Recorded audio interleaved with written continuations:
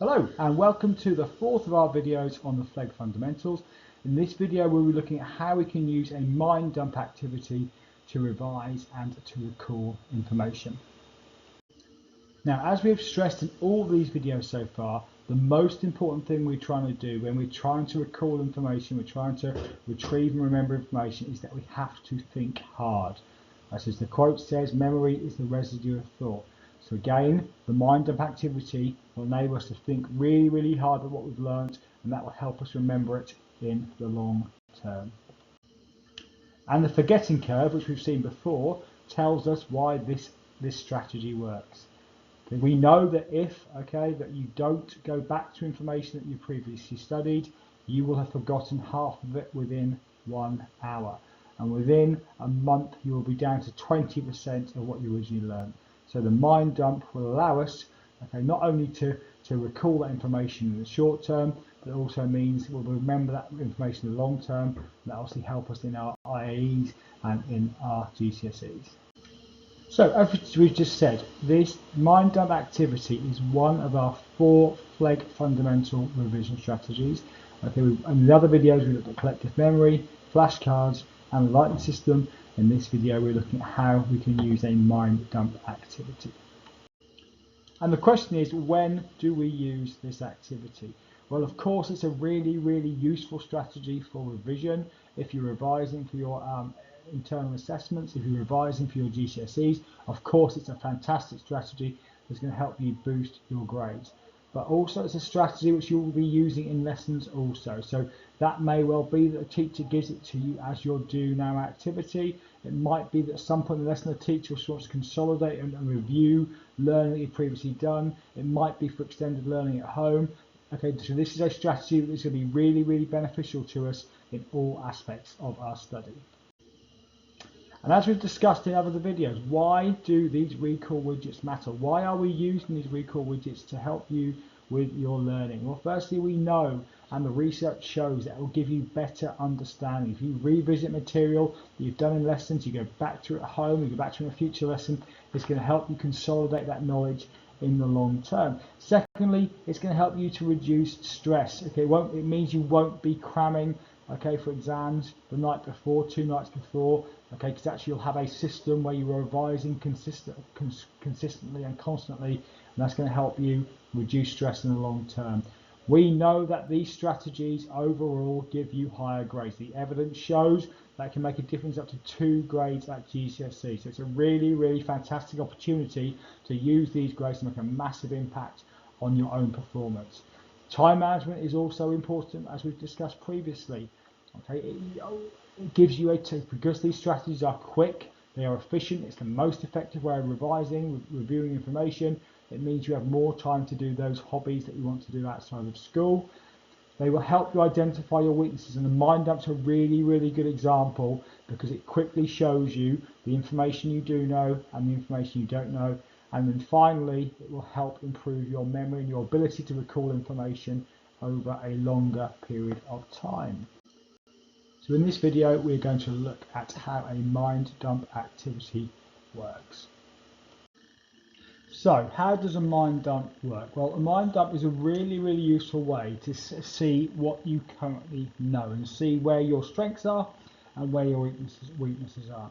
So we're going to start with a blank sheet of paper, and I am going today to be revising RE. And specifically I'm going to be revising a Year 8 assessment on Islam.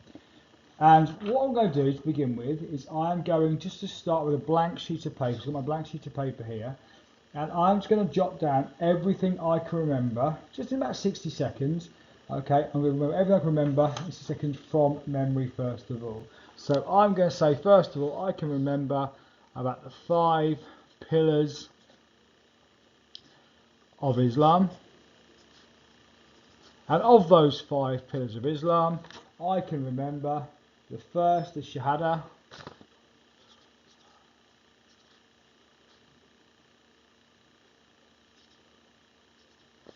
Remember they got Salah. I can remember Zakah. And I can remember, I think I remember the 4th one, which is Sawm.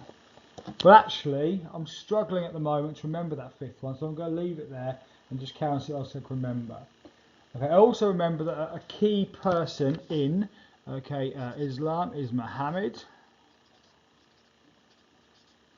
And just in terms of Muhammad, I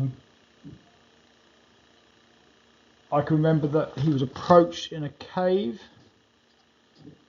by Gabriel. And again, I'm struggling a bit more than how, so I'm going to leave Muhammad there for a second. Okay, so I've made a start, okay? And what I'm now going to do is I'm going to look at what I've written, and now I'm going to see, well, is there anything that I can add? So I've now given myself some prompts. Is there anything I can add to what I've already written that's going to help me consolidate that knowledge? So if I think about Salah, I remember Salah is the 5 daily prayers. Zakah, I remember, is helping the poor.